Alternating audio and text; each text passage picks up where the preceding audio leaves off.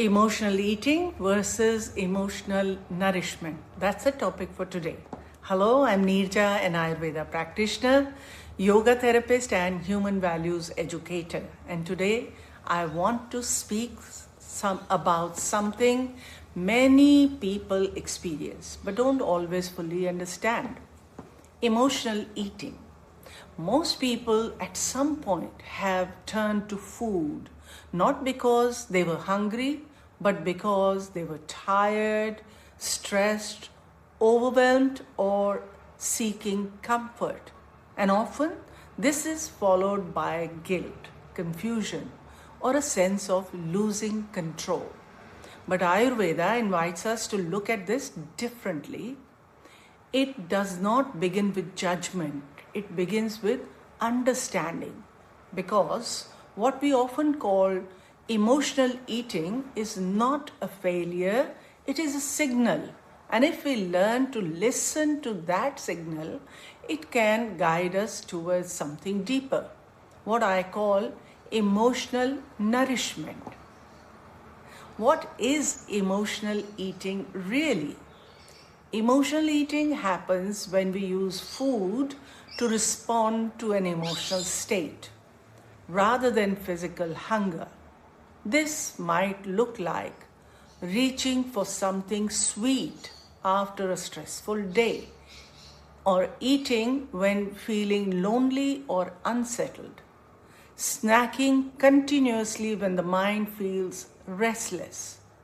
On the surface, it may appear as a habit, but beneath it, there is a need for comfort, a need for grounding, a need for relief.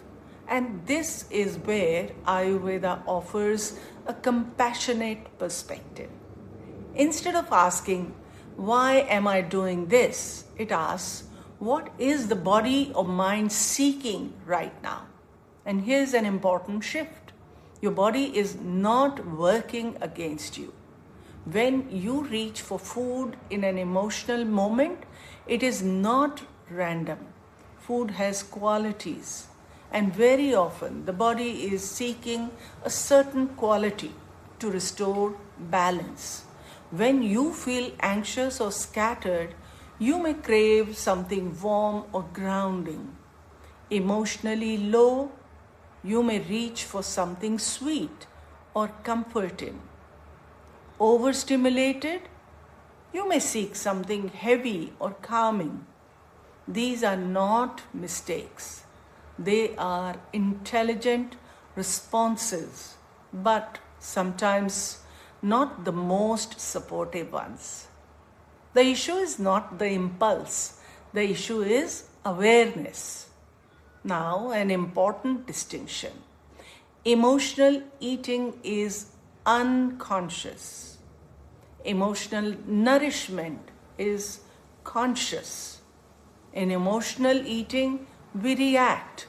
We eat quickly without awareness. And the result? Temporary relief followed by discomfort.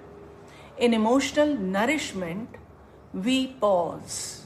We recognize the need and respond in a way that truly supports us. The action may still involve food, but the experience is completely different. There is awareness, there is choice, there is alignment. Have you noticed this? Emotional eating rarely feels complete.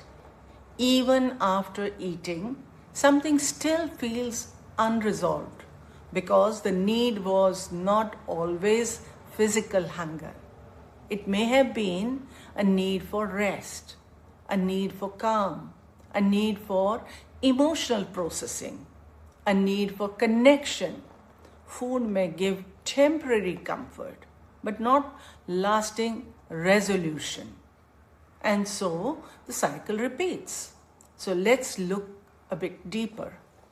Emotional eating is closely linked to the nervous system. When the system feels overwhelmed or dysregulated, the body seeks grounding. Food can provide that, but temporarily. If the system stays imbalanced, the pattern continues. And this is why simple practices matter. Conscious breathing, slowing down before eating, taking a pause, small actions, big shift. They move you from reactivity to awareness. Ayurveda offers another insight. Cravings are not the problem, they are messages. Cravings often reflect something is missing, something needing balance. Craving warmth, you may need grounding. Craving sweetness, you may need comfort. Craving stimulation, you may be fatigued.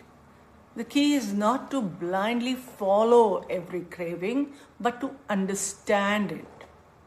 Because when you understand the message, you can respond more wisely. So, how do you shift this? It begins with a pause. The next time you feel the urge to eat, ask yourself, am I physically hungry? Or is it something else asking for attention? Even a few deep breaths can create that space. And in that space, awareness arises. From there, you choose. Sometimes you may still eat, but now you eat with awareness, not compulsion.